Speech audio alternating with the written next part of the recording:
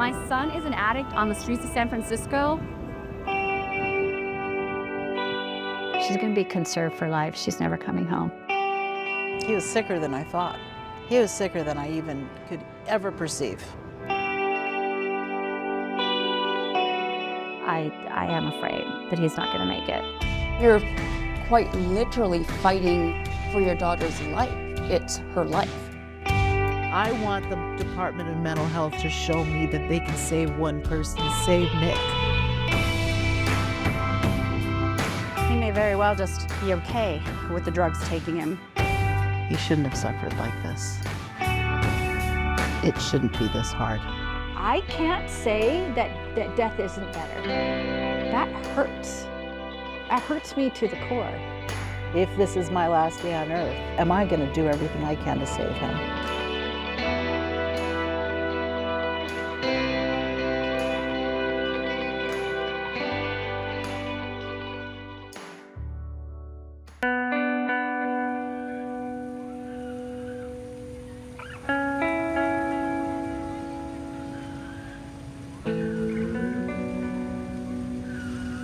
When I came here today, I mean, of course, you and I were planning on doing this interview, so Corey was foremost in my mind. And I did see him, you know, as a child playing in this park.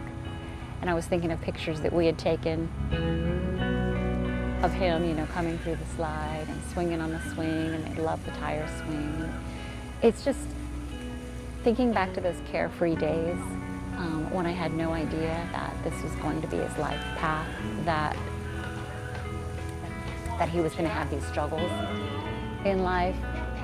I wish I could go back to those days. And I think about is there anything I could have done differently? He's been diagnosed with attention deficit disorder. He was never diagnosed with anxiety and depression, officially diagnosed with that. You know, it's just something that looking back on, I see that, you know, there were some things going on there with him. And even though I talked to my son and I thought I was doing everything right, the world still influenced him. And he made some horrible choices. And unfortunately, this can happen to anybody, anybody's child. I have been trying to get my son help for years. And he has had some times in sobriety, but it's really, really hard to get help in California. And I'm finding that it's similar in other states as well. Unless you have thousands of dollars. What really are the options? I mean, So right now, I mean, your loved one has to choose to get well or get arrested. Those are the only options right now. And then if your loved one does choose to get well, you have to try to get them into a place. And if you don't have the money, there's usually a wait. I think the average wait to get a bed in San Francisco is 10 days to 2 weeks, which is unacceptable. My son is an addict on the streets of San Francisco. I started Mothers Against Drug Addiction and Deaths back in August of 2021 with the goal of learning more about what's going on in San Francisco and why the drug problems are so bad there and why my son was so trapped. He texted me a week ago and told me that he has a plan, that he's been on methadone and he's slowly getting his dose increased, so he's using less and less fentanyl, and I am seeing more clarity of mind with him. are you hopeful, or have you seen this? Cautiously hopeful. I have not seen this before.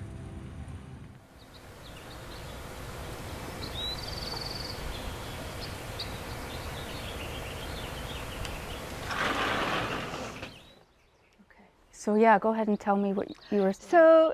So yeah, this apricot tree right here. What happened is we were coming out into the yard, and Christine goes, "There's a face. There's a face. There's a face in that tree, Mom," and I'm not seeing it, and I'm saying, "Well, tell me what tell me how and where on the tree the face is, and show me the outline." And the closer we got, it was very, very clear to her that there was an actual face in there. We had to come all the way out to the tree. We kept walking, all the way out to the tree, and she had to touch the tree to understand that it was not a face. I couldn't even argue with her. It was just absolutely a face to her. And it was a live face. It wasn't seeing a shape and looking. How old was she then? She would have been 19 or 20. And that was when the ER said she's never coming home. She's going to be conserved for life. She's never coming home. But she wasn't conserved. No, 4 days later, she's in our car.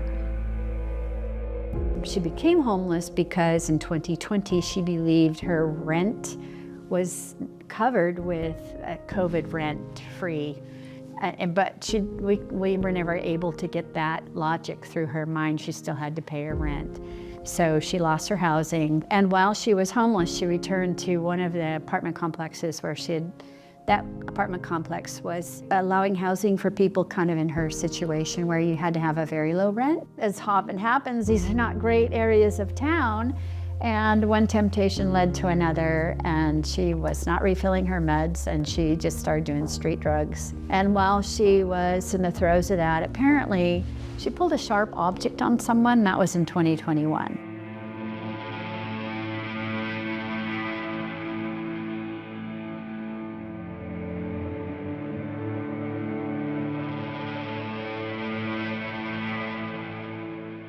We're rebuilding a lot of trust, and with rebuilding that trust comes a tremendous amount of joy.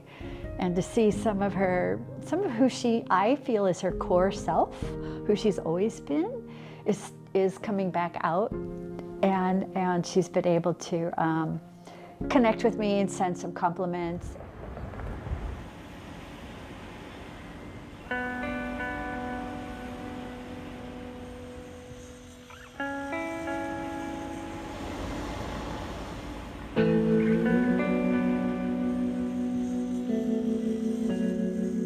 This is iconic. This little park here is iconic. I mean, you see it in everything that has anything to do with Santa Monica. And yet, my homeless, mentally ill son spent every evening looking at the sunset. Nicholas is schizophrenic. He does have auditory and visual hallucinations. He also is bipolar. He shows more manic symptoms. He doesn't actually go depressive very often. He's more manic and paranoid.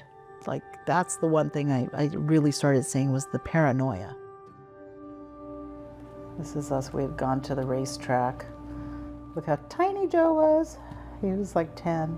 Nick was like 14 or 15 there. They just could not keep their hands off each other. They were so close. And so now when I think about it, you know, they don't even speak. And Nick wants to see his brother, but his brother just doesn't trust him.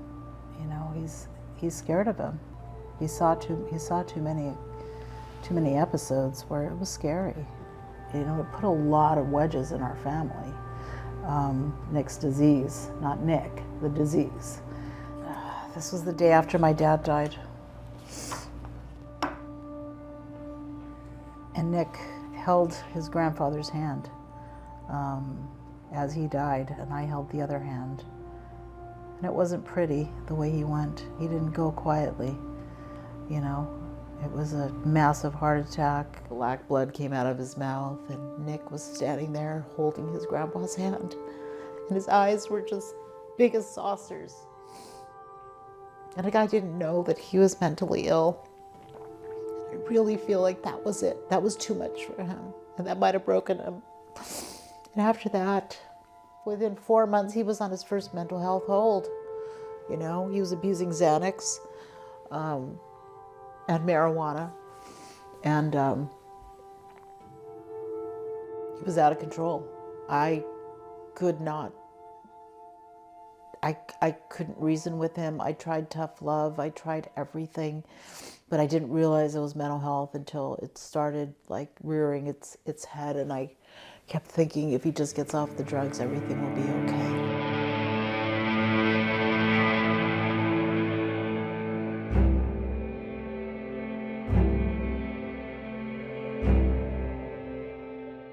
I'm not gonna get you a gun. Sorry. That's not gonna happen, so no Well, guns. please don't think I'm crazy for asking for one. I just don't know what you want to do with a gun. Like, why do you need a gun? I don't need a gun. Do you have all your squared away? Are you ready to go into your coffin tonight? Or in the next couple of days? After the coroner looks at your body and sees the cause of death, the 2 bullets to the head and a cracked skull? You're really kind of flooring me that you're going to say that you're going to kill me if I don't get you a gun. Well, snippity snip. Come on, think about it. You know, you're not taking me seriously. I've been talking to you for 2 weeks now, 3 weeks now. So because you think I'm not taking you seriously. You're because laughing at me. You're laughing at I'm me not and my laughing. intuition. You're laughing at me and the Viking gods. No. The gods of our ancestors and Grandpa. So why would you say And you're all going to ancestors. kill me? I kept begging the system to help him. Please help him. I said, you need to get your son out of your house. He's going to kill you. You know, that's really hard to hear from an entity that's supposed to be helping him. You know, that I'm supposed to throw him out.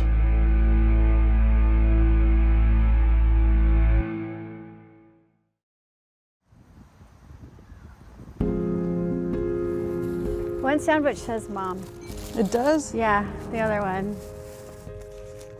So what'd you watch on your phone? Yesterday? Merlin. Yeah. I'm almost done with the series though, so I don't know what I'm gonna do.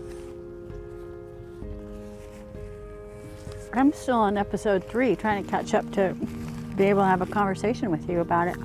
But this is a really good day.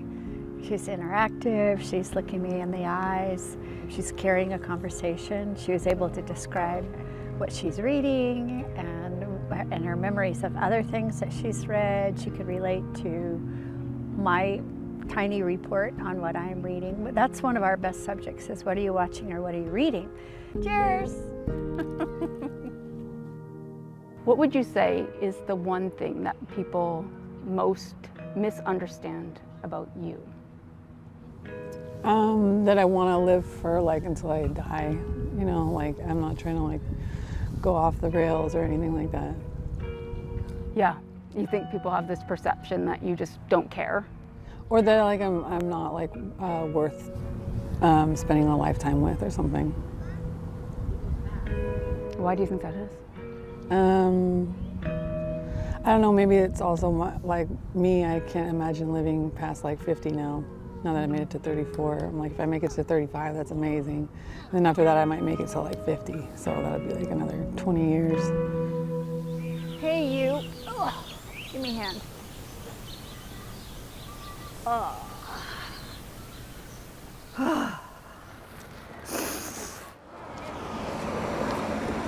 I think there were a lot of times that he possibly wouldn't have made it, you know? He definitely had someone watching over him. Could have been all the praying I was doing, and the pleas for prayer from everybody that I knew. Please pray for him.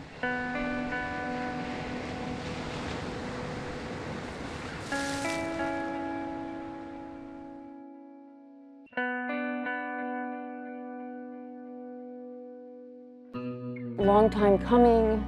You've been here before, all of it, right? 10 years.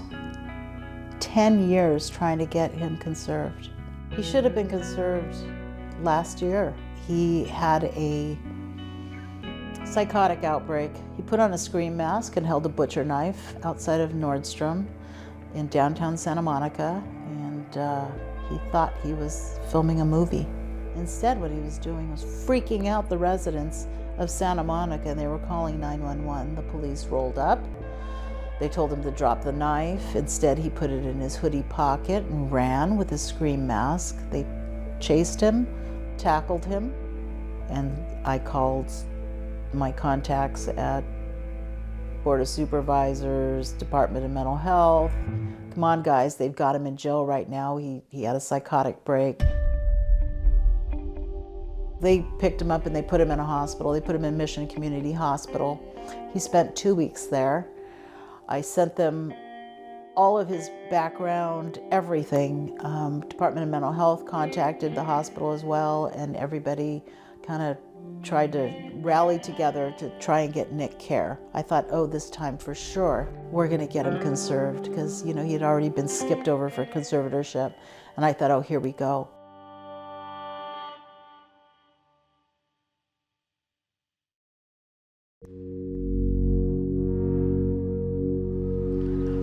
This is where he was trying to get people to come and stay with him. But I think this fence is all new. The private property, no trespassing, is definitely all new. And then he was talking about running water. And that's the fire hydrant that he kept saying was his running water. So they've built a fence around it since. So they really did invest in making sure that Nick didn't come back. It's heartbreaking. It's heartbreaking that this is where he found what he found to be his home, and what he told everybody, I want to go back to my palm tree. Here for a while, like working here? Do you remember a guy that was trying to live right here under the tree? So many of them. Yeah. That's my son.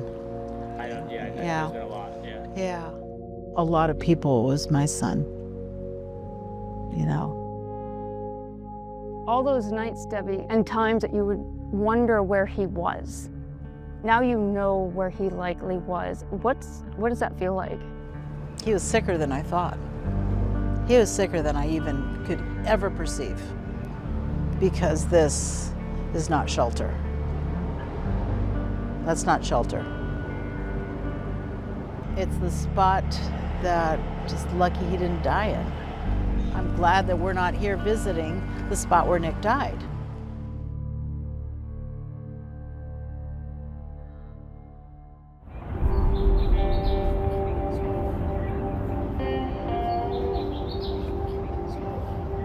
How are you feeling heading into mental health court today? I'm feeling pretty good.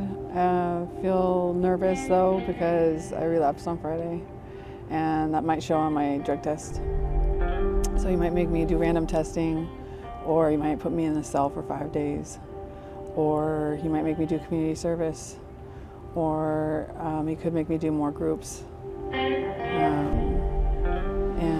that's kind of embarrassing because I knew better, but I relapsed anyways. Despite what promises a person makes while in custody, and maybe they even believe that they can keep sober and they're going to keep taking their medication, it's not always going to be tidy once they get out into the community. And so if a person starts to relapse, then we take measures. And that sometimes can include, I may have to put them back in jail to remind them that that's not where you want to be, and maybe to get them back on their medication.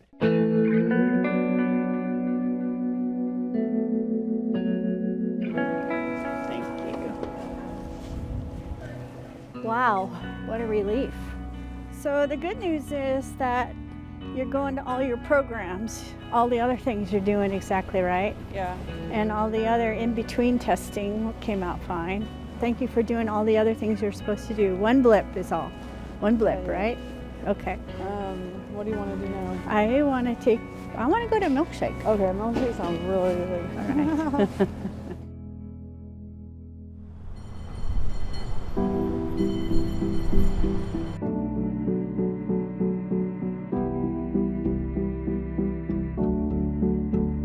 Basically not, I'm sorry, I thought I saw my son.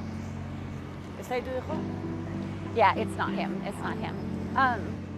So I believe, number one, we have to close the open air drug markets. There has to be pressure. It cannot be okay to sell these deadly drugs in the open, in front of families, in front of children, and on the streets. So, Hola. ¿Quieres pasar? Estamos grabando. ¿Hablas español? ¿Hablas español? I didn't recognize you at first. Oh my God, I didn't see you with that on your head. On your mouth. How are you? Good, how are you? Oh my God. I love you. You too. How are you doing? What did you just come out of a car? You just walked up and you saw me. Yeah. Yeah. Are you feeling okay? Yeah, I'm good. I'll wait for you to be done. Okay. Okay. Love you. Love you. What are your thoughts, Jackie, just right now on seeing him? I just want to grab him and I just want to go. He sees me watching for him.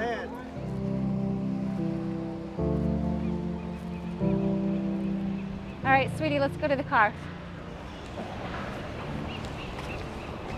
Do you want me to drag that? Were you just coming from the methadone clinic? Looks like you got a sunburn. I have some sunscreen I can give you. It's in my purse, in my bag. Did you want me to take you across the bay, or did you want to hang out here? You can decide in the car. Like 6:20 a.m. and I got a no caller ID phone call, and I just knew it. I was like, oh dear God, here we go. Is this it?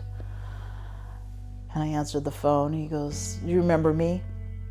The officer. He goes, we talked last week. And I said, yeah. And he goes, I have your son here. Is he arrested? What's going on? Is he okay? Yeah, ma'am, your son's fine.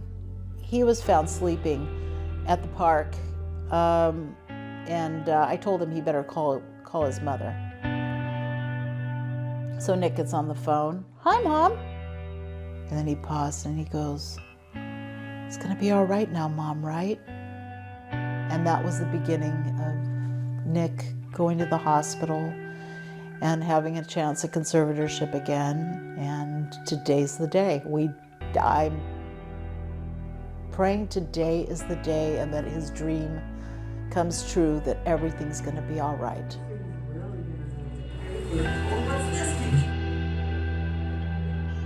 If he is conserved today, what do you think that's going to feel like for you after all of these years?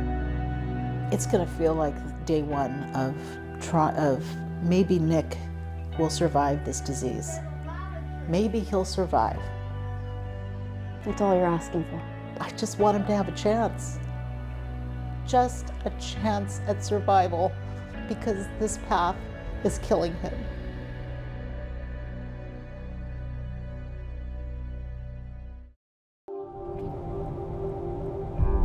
Our mental health care system is so broken. I want the Department of Mental Health to show me that they can save one person, save Nick. If you can't save one, you have no chance to save the 50,000 people who are homeless on the street. One, try one. So you're hoping you don't have to testify? I don't want to testify, but you know what? Darn it, I'll do what I have to do to save him. Like nothing's too much. They want me to stand on my head, I'll try. That's Carol. Hi, honey, where you at? Hi, I didn't go to work, but I'm on my way. Oh, okay. Jamie just arrived, she just parked. Okay, I was calling you earlier because I want to know if you wanted me to pick you up. Oh, no, I'm okay. Okay, but you're at the Norwalk Courthouse. Okay, thanks, I'll see you All right, then. all right, bye.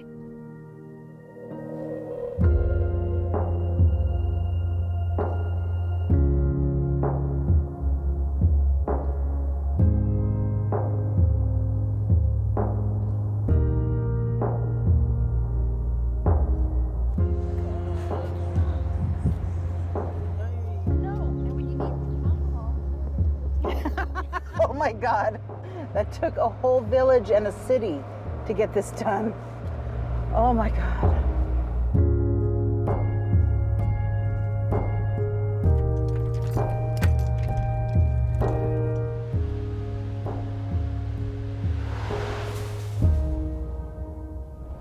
He shouldn't have suffered like this. It shouldn't be this hard.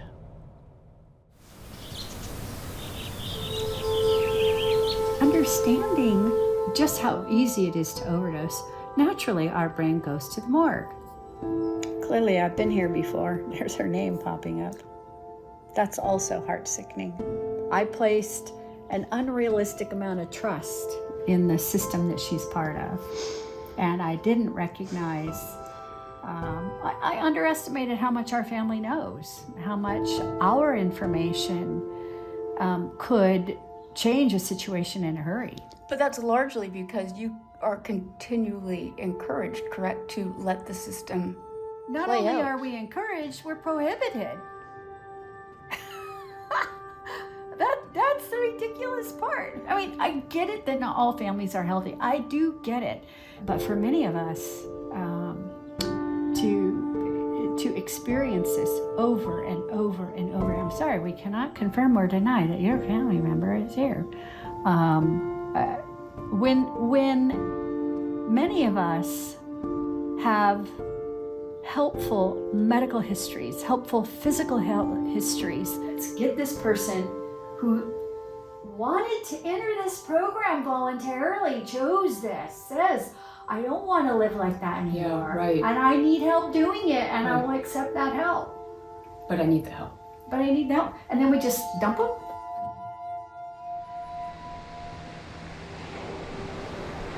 10 years ago, when I was asking for help, he could possibly have made it out on his own and climbed out of this with some medication and some proper therapy, and I couldn't get him help because I was told no.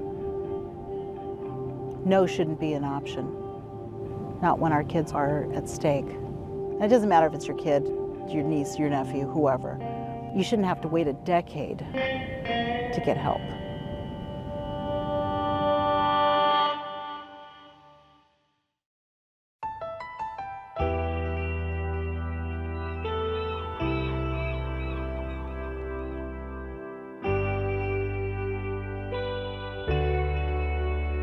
I've been so hopeful for so many years, and I've always felt like Corey was going to get well. The last few times I saw him, kind of like it took away my hope.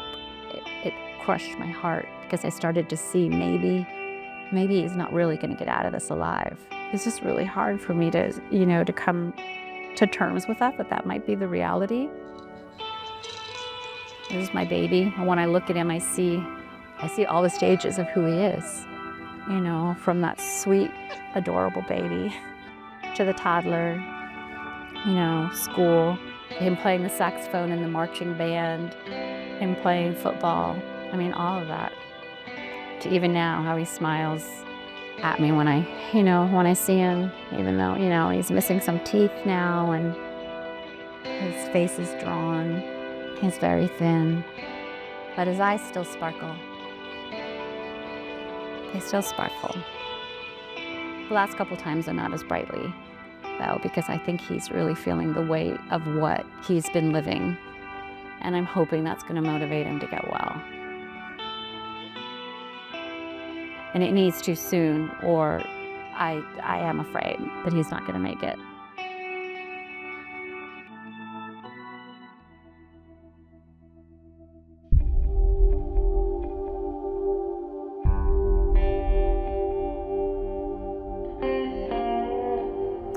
I asked her whether she wanted me in court today on Monday to support her.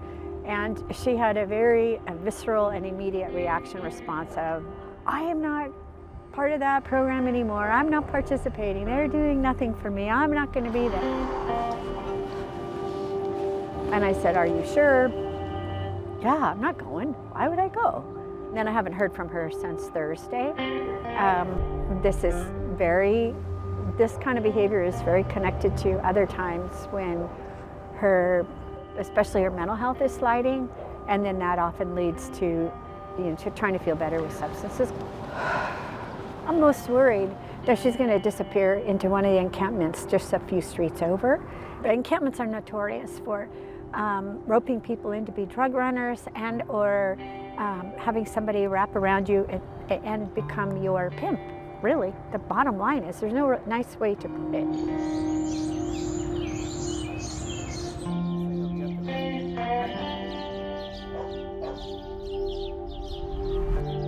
Do you recognize her? Yes. Okay. Okay, yeah. What do you remember? I remember meeting her, and she was with, I believe it was Another female. And did you see if she was using at all? I believe that's what, at the time, that's what they were there to obtain. What their goal was, I suppose you could call it. Oh, hell yeah. Being out here is hard on the body, isn't it? Yeah. The heart, mind, and soul it's hard on. Because you get to know somebody really, really well, and then either, you know, they die, go to jail, or, you know, they just wander off.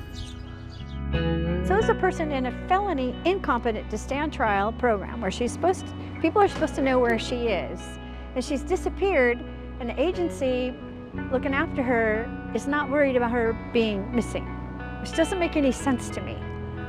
So I was disappointed that they didn't immediately take that into consideration, and it took them 48 hours, I think, to be willing to file a missing person.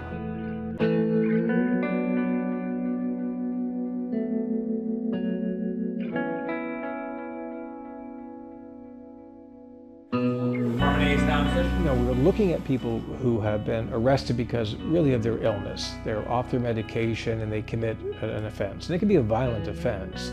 But instead of having that person languish behind bars, to have them return to the community but in good shape, on their medication, connected to services, and with housing. And then seeing a judge and a team on a weekly basis to make certain that they are complying with their treatment requirements. By doing that, we move people out from behind bars, because it's not a compassionate setting for people suffering from something like schizophrenia or bipolar disorder. So essentially, I think there's been ongoing concern about, you know, from time to time, perhaps using controlled substances, narcotics or whatever, and then interfering in part with your ability to sort of, you know, maintain wellness. And we've undergone a tremendous societal experiment over the past 50, close to 60 years of compassionately deinstitutionalizing people with an eye toward having them treated in the community instead. Unfortunately, oftentimes that community infrastructure has been underfunded. It lacks resources, whatever it might be. And so the criminal justice system has become a default for treatment for so many people suffering from serious mental illness. Please take your medication when it's offered to you. It's not right that the outcome has been that the largest treatment providers in our country are the Los Angeles County Jail, Cooks County in Chicago, Rikers in New York. That was never how it was envisioned. So how do we unring that bell? We will talk about release date when I see you next Monday. It could be as early as Tuesday the 6th. I see that when they're in the cell in my courtroom, they look out to the courtroom and they see their parent. It takes bombing yet. I had all my hopes pinned on this program, and it's not working out. And our next greatest hope is that there is a higher level of care available.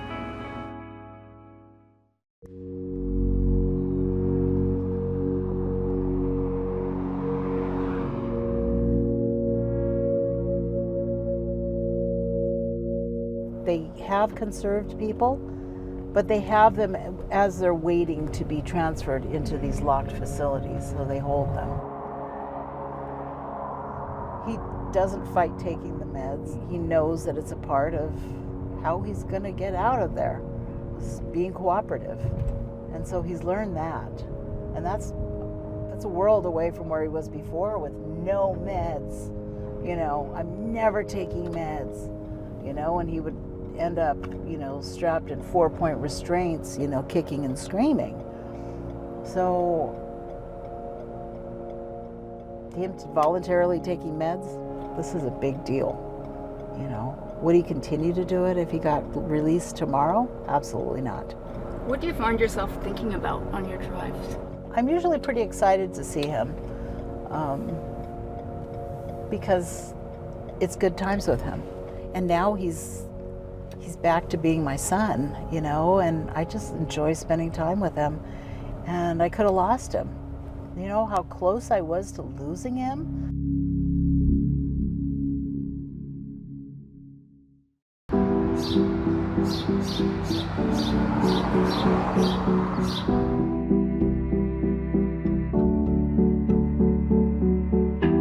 They won't let me in, I know that. But I asked him if they would send somebody up to get him. Hi. Do you want to get a message to her son? Oh, who's your son? Corey Sylvester. Oh, hold on a second. Thank you.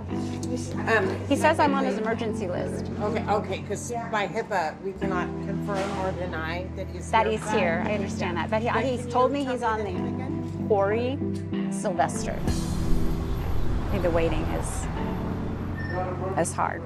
I hope he's here. I hope he's here. I hope he's here.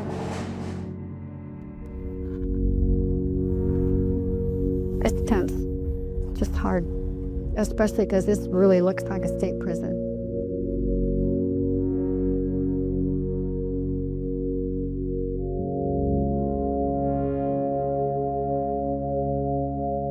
I just got a letter in the mail yesterday from Christine.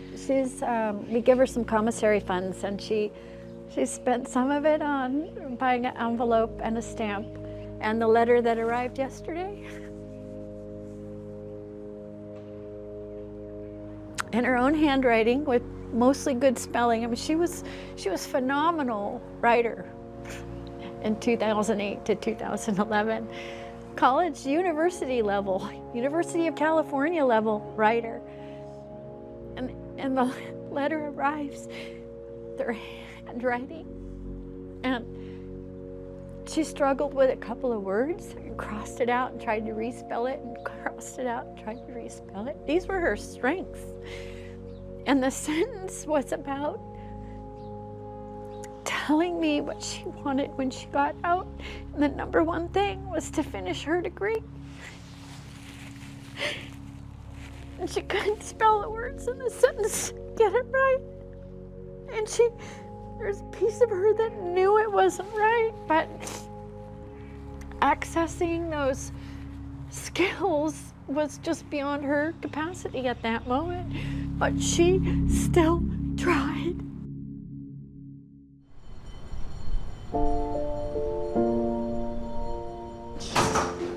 My baby! Oh my God! Oh my God, how are you? Oh, honey, I'm good. I knew I had to come see you. How are you feeling? Good. Well, the people that I met, I didn't know what to expect. I was worried they would just say, well, and I did say because of HIPAA that they can't let me know whether or not you're there, but I told them that you put me down as an emergency contact, and they said, well, that makes a difference. I was like hoping that they had it in their records, and they did. And then I was like, okay, if he's asleep, it's gonna be a little while for him to get moving. But you were already awake, getting ready to go for methadone. I was so ignorant about what you were dealing with until I just started Spend some time in the... spending more time with you and talking to you and just letting you know it's okay and that I understand it's a struggle and not constantly telling you, get better, get better, get better. Yeah. Because I don't, when I stopped saying that, I mean, obviously it's always there, you know that's my desire for you, but it helped you not feel bad about yourself too, just by showing you Definitely. that I love you and I care for you and I love you too. And that I'm here for you, that I think that kind of helped motivate you to try to get well too. Plus you said you're just kind of getting sick of all this, right? Yeah, definitely. It's tiring and stressful. I think that's like an unfortunate part of like people's understanding is a lot of the time there's like third-party perspective that everyone sees, and they get a different view from what the reality is, and they don't really understand how it really is and how many obstacles people have to go through until they see it secondhand.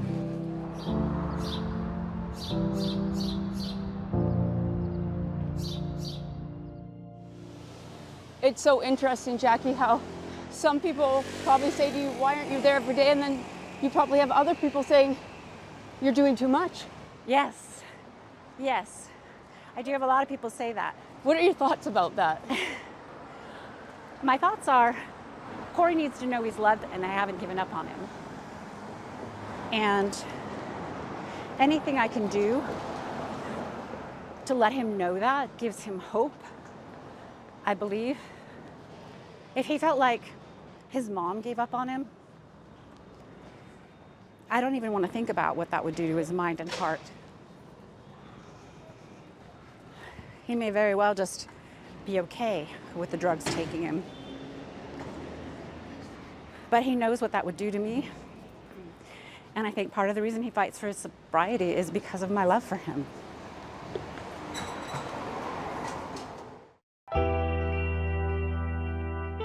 There's this feeling of, like, you almost don't even know what's best for her in terms of, oh. Yeah. So I can't say that death isn't better. That hurts. That hurts me to the core.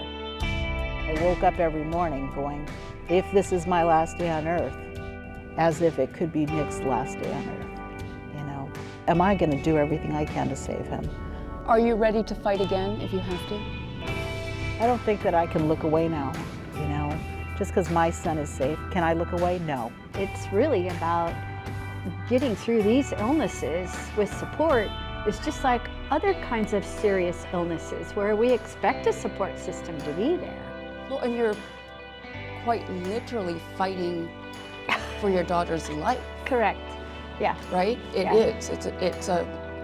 It's her life. Yeah. I remember before Christmas, I was really scared that he wasn't going to get out of this alive. But now I feel like he is making strides and doing better, and I'm not as depressed anymore, and I'm more hopeful. I mean, this is definitely a roller coaster, and I think anybody who has a loved one who suffers from addiction, they understand very well how there's highs and there's lows. It's just part of this life of loving someone who struggles.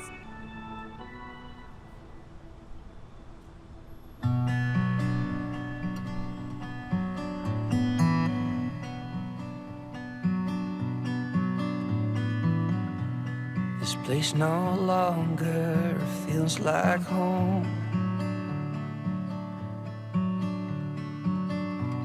This ain't a place where we belong. The little dark bird has flown. Everything I knew is gone.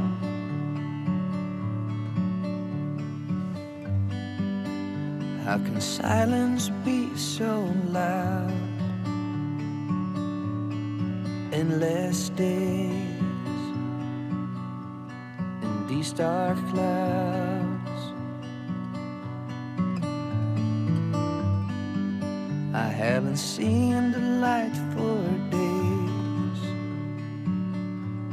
Inside the fog, a stormy haze.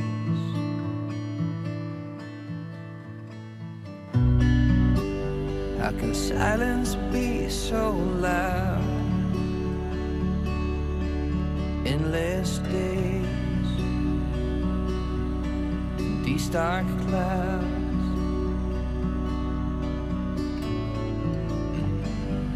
I haven't seen the light for days. Inside the fog, the stormy haze.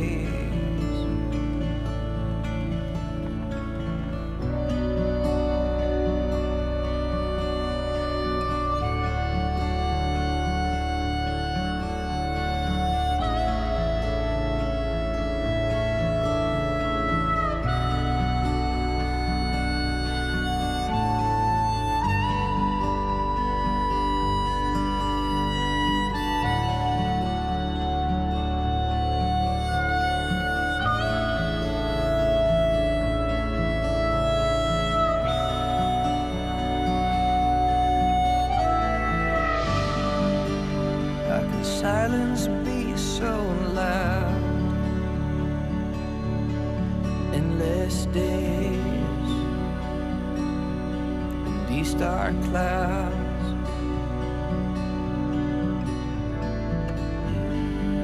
I haven't seen the light for days. In my head,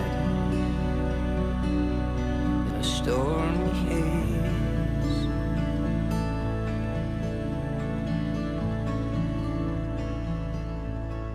I don't know how you found me and the other moms, but I'll just say thank goodness. Well, Thank goodness.